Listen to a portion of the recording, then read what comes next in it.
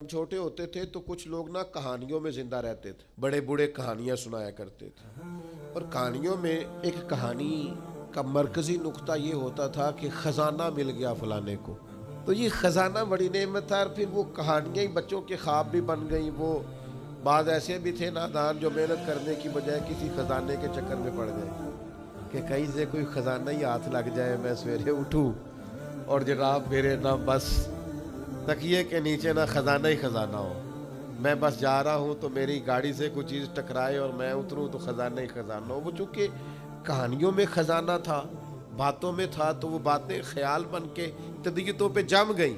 تو خزانہ تلاش کرتے ہیں لوگ، خزانہ ڈھونڈتے ہیں لوگ، خزانے کی طلب کرتے ہیں، چاہتے ہیں خزانہ ہاتھ آ جائے۔ اور خزانے کی جو عرف عام میں تشریح ہے وہ یہ ہے کہ اب خزانہ ہاتھ آ گیا، اب بھائی ختم ہو گئی بات، اب کوئی ضرورت ہی نہیں بچی۔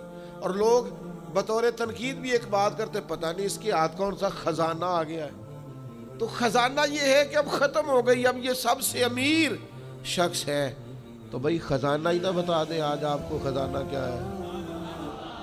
اور خزانہ سارے ہی پا سکتے ہیں، تھوڑی جد و جہد کریں تو خزانے کے قریب جا سکتے ہیں۔ امام بہقی نے، حافظ منذری نے حدیث نقل کی ہے، حدیث کے راوی حضرت جابر ابن عبداللہ رضی اللہ تعالیٰ عنہ ہے۔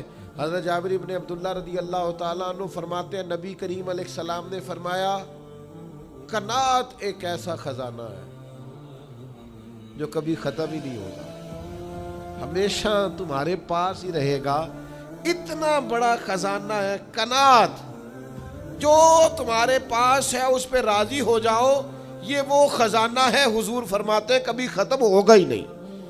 تمہارے پاس ہمیشہ فراوانی رہے گی، وسعت رہے گی، تمہارے پاس بہت کچھ رہے گا، شرط یہ ہے کہ تم قناعت اختیار کرو۔ حضرت شفیق بلخی رحمۃ اللہ تعالیٰ علیہ سے ایک شخص نے آ کے کہا تھا، حضور میں بے چین بڑا رہتا ہوں، بے قراری بڑی ہے، اضطراب بڑا ہے، دل بڑا پریشان رہتا ہے۔